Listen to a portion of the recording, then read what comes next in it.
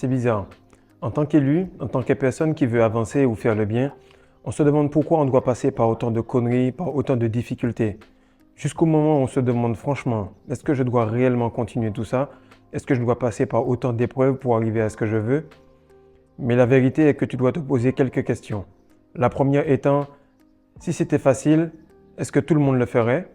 Deuxièmement, est-ce que tu es OK avec la situation dans laquelle tu es, sur le plan physique, sur le plan mental, sur le plan spirituel et surtout sur le plan financier? En tout cas, au cas où tu serais prêt à craquer, je dois te dire que j'ai fait beaucoup de clubs, beaucoup d'équipes au Sénégal, au Canada et en France. Et le coach, qui pour l'exemple représente Dieu, était toujours sur le dos du meilleur joueur, était toujours sur le dos du joueur qui avait le plus de potentiel. Et une chose que tu dois savoir, je n'ai jamais joué de match aussi dur qu'un entraînement de préparation de match. Car Dieu doit être sûr que tu es prêt pour la suite. Salut les gars, j'espère que vous allez bien. Donc aujourd'hui, on va parler d'un petit sujet qui vous trotte dans la tête sûrement. Chaque fois, vous vous dites, je fais tout ce qu'il faut, ça n'avance pas. J'ai un pote qui fait plein de conneries et lui, ça marche. Euh, Lorsque je faisais des conneries, ça allait plus facilement, j'avais moins de difficultés. Et je vais t'expliquer déjà pourquoi ça arrive, mais surtout les 7 signes contradictoires qui prouvent que tu es sur le chemin de la réussite. Ce sont souvent des signes qui, pour la personne moyenne, sont des preuves pour lesquelles il doit lâcher. Mais toi, tu sais que si tu vois ces 7 signes-là, tu dois continuer parce que ta réussite est plus proche que tu ne le penses. La première chose, c'est les courbatures avant la musculature. C'est quelque chose que j'ai toujours remarqué. Chaque fois que j'allais faire du sport, chaque fois que j'entreprenais une redéfinition en termes de prise de masse ou bien sèche, etc., les premiers jours étaient toujours difficiles. Les premiers jours étaient toujours là pour me décourager, pour me dire, voilà, je pense qu'on va laisser tomber ou simplement on va continuer, mais en diminuant l'intensité. Donc avant musculature, il y a toujours courbature. Avant bénédiction, il y a toujours test. Et si vous remarquez bien, dans les différents passages du Coran, différents passages de la Bible, dans les différents passages de livres spirituels ou même les films, on vous met une petite musique comme quoi le super-héros il s'entraîne et tout, il ouvre son frigo, il y a un jus d'orange, tout se passe bien. Le problème c'est que ça dure un court instant et ça n'a pas l'air très intense parce que la musique vous met dans un état d'euphorie.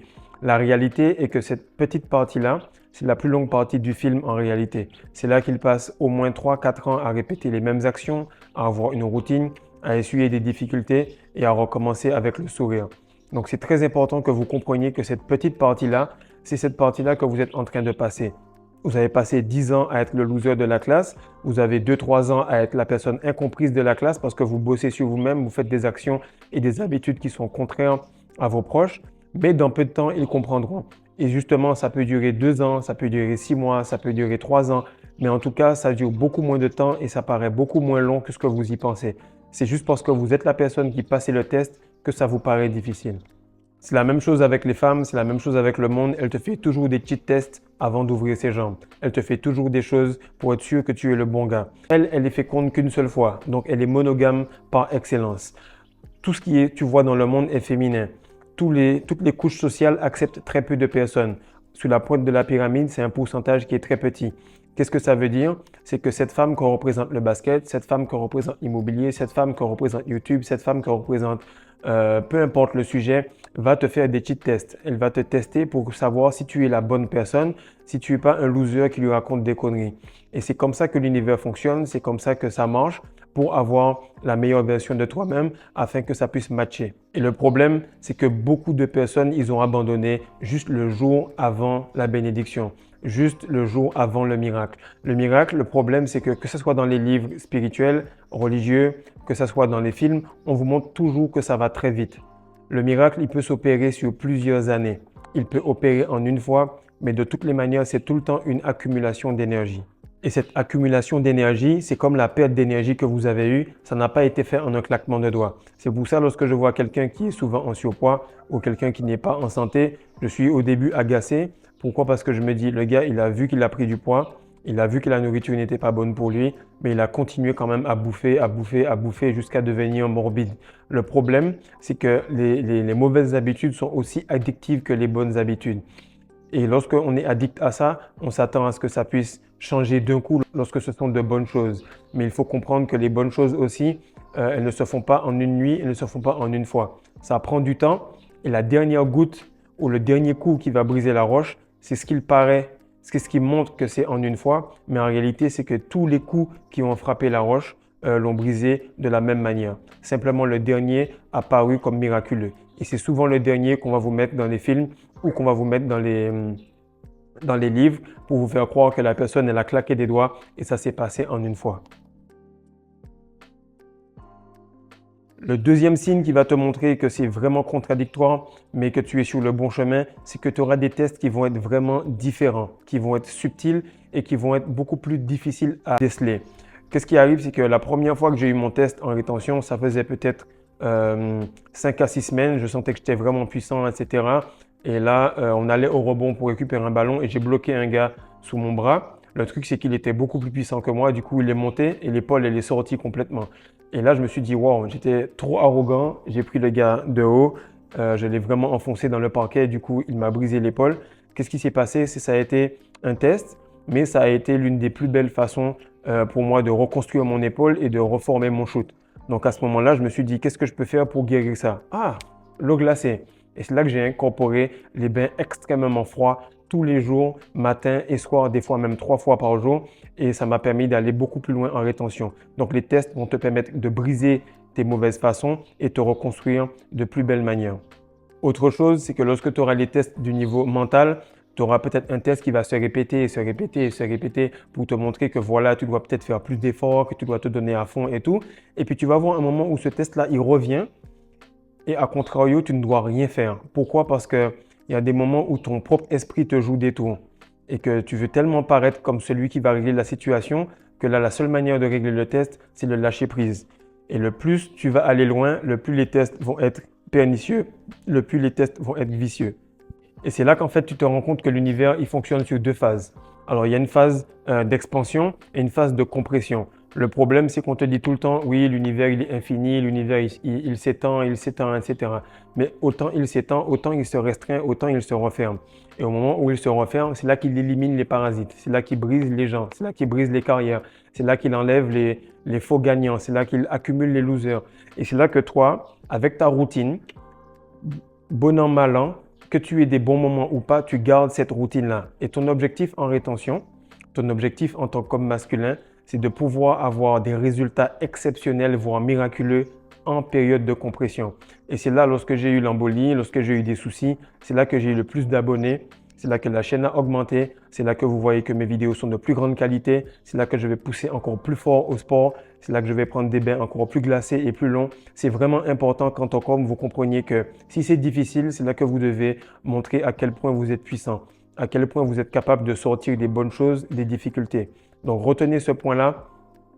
L'univers travaille toujours sur des phases de compression et des phases d'expansion. Les phases d'expansion, tout le monde paraît fort, même le tocard paraît fort. Mais dans les phases de compression, c'est là qu'on voit qui est puissant. Et votre seul objectif, c'est qu'après le relapse, c'est après la difficulté, que vous puissiez continuer et avoir des résultats encore plus grands.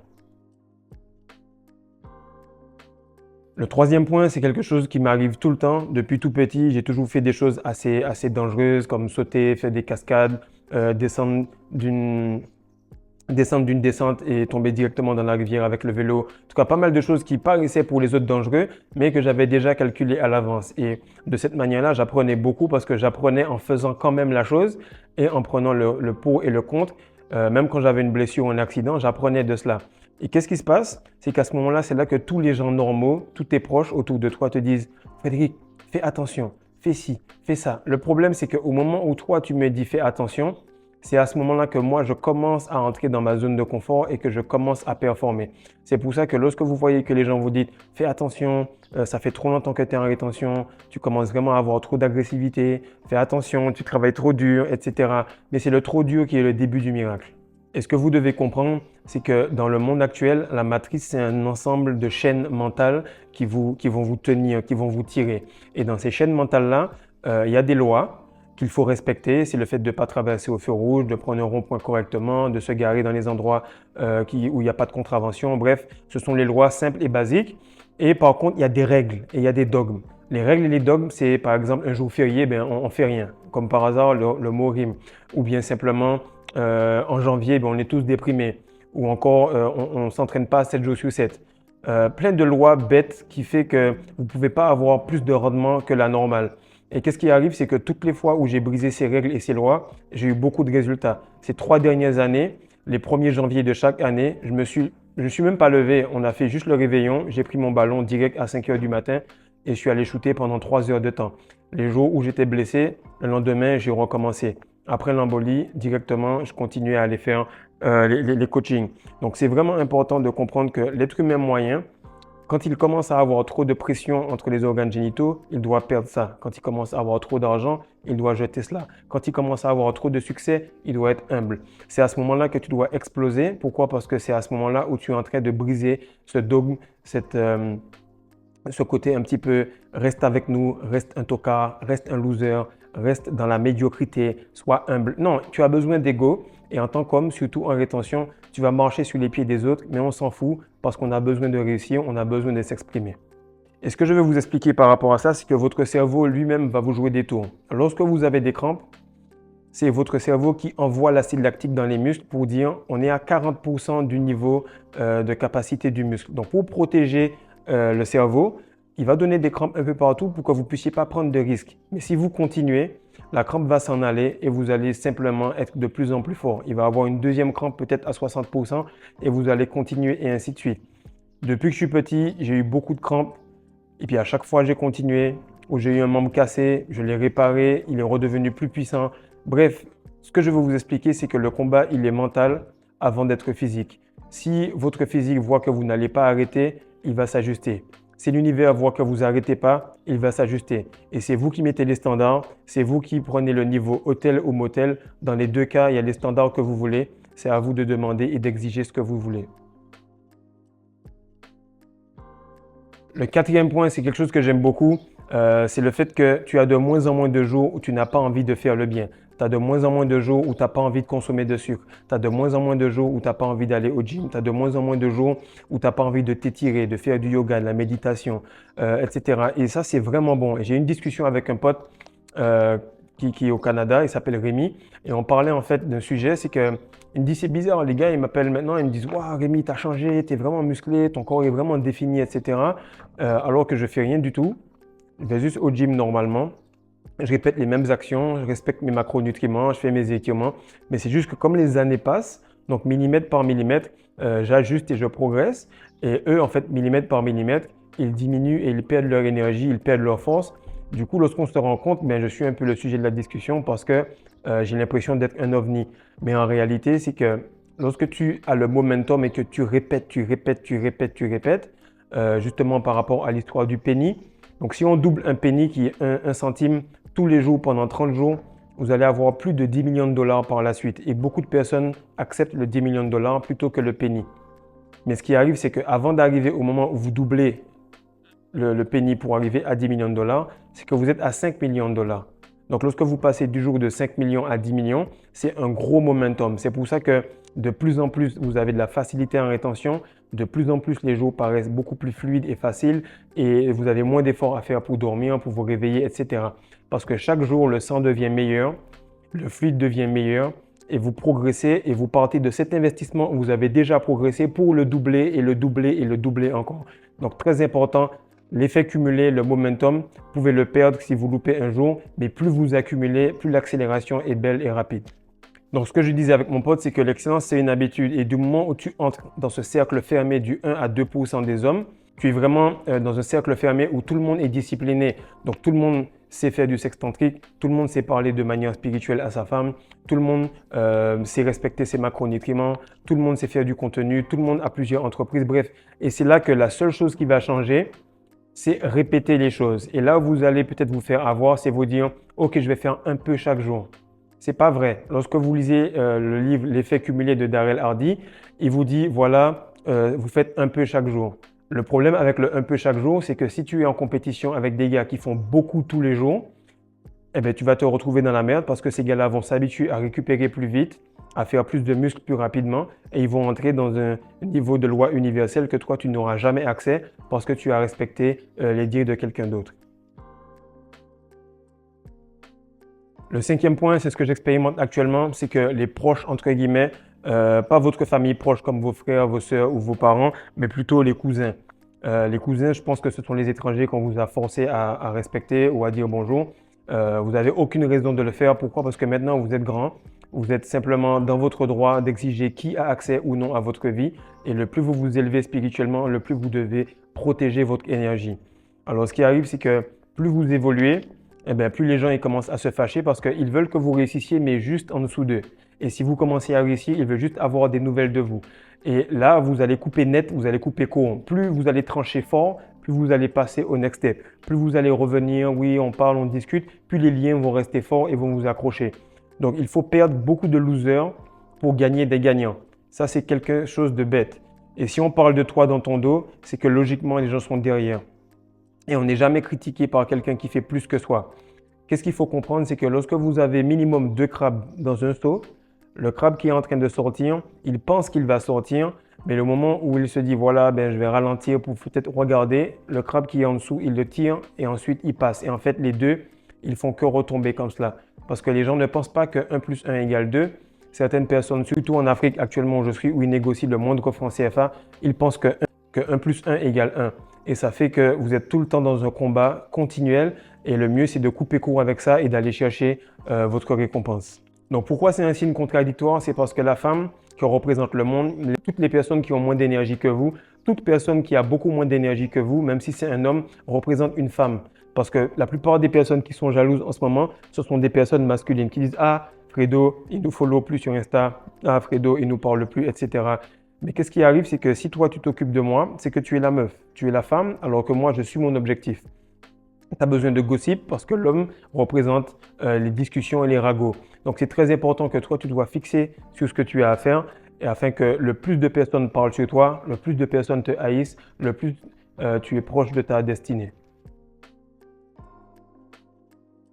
Le 6e point, c'est que tu traverses le désert. Tu traverses un désert aride. Soit c'est financier. Le financier, c'est quelque chose de spirituel. Tu te sens seul, mais tu es en paix. Et en fait, ce qu'on oublie, c'est que pour s'élever, eh bien, il faut tout le temps être isolé. Et la plupart du temps, lorsque par exemple vous voyez des aigles et des corbeaux qui se battent, eh bien, le corbeau, c'est le seul qui est assez fou pour aller embêter l'aigle et ils se mettent à plusieurs. Qu'est-ce que fait l'aigle? Même s'il est beaucoup plus puissant, même si avec une seule serre, il peut exploser le crâne de l'aigle, qu'est-ce qu'il fait? C'est qu'il continue à s'élever. Il continue à s'élever à un point où il n'y a plus d'oxygène et là, le corbeau est obligé de s'arrêter. Et j'imagine qu'entre corbeaux, quand ils redescendent, ils sont en train de pester et parler sur l'aigle, mais l'aigle, il fait simplement s'élever et s'élever et s'élever.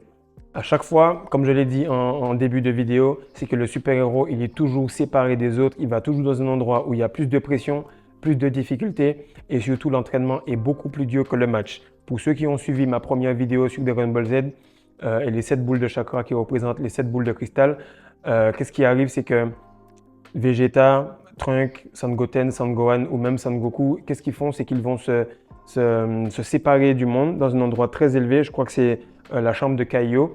Et là, la gravité est beaucoup plus élevée, le temps passe beaucoup plus vite. Et lorsqu'ils font une pompe, ça équivaut à 1000 sur la surface terrestre. Qu'est-ce qui arrive? C'est que lorsque vous êtes en rétention, le temps vous paraît plus rapide, les choses se manifestent plus rapidement pour vous, vous êtes doublement attaqué, mais également vous êtes triplement protégé. Donc c'est exactement cette représentation d'isolation que vous avez. Pareil pour les Israélites dans le désert. Lorsque vous passez du temps dans le désert, vous êtes nourri, vous avez de plus en plus de bénédictions, mais c'est très important que vous restiez concentré. Parce que si on vous donne 10 coups de fouet pendant 10 secondes, ces 10 secondes-là vont vous paraître 10 minutes. C'est simplement parce que vous êtes la personne qui a expérimenté ces 10 coups de fouet que vous pensez que c'est long. Mais ça fait juste 3 mois, 6 mois, 1 an ou 2 ans et demi que nous sommes en rétention et en réalité, ce n'est pas si long sur une vie. Si on peut se retenir un petit temps pour profiter correctement de la vie, c'est beaucoup mieux. Donc, soit tu fais 5 ans de prison ferme ou sinon tu fais 40 ans d'esclavage. Mais il faut que tu puisses sortir de cette mentalité de « je veux tout de suite ». L'autre point que j'ai remarqué, c'est lorsque je suis très concentré, soit pour des entraînements, soit pour faire du contenu, soit pour créer des e-books, soit pour continuer à remplir le site, pour avoir des cours, pour toute une communauté. Qu'est-ce qui se passe? C'est que je suis tellement concentré que je n'ai plus envie, même si je ne perds plus mon énergie pendant les interactions.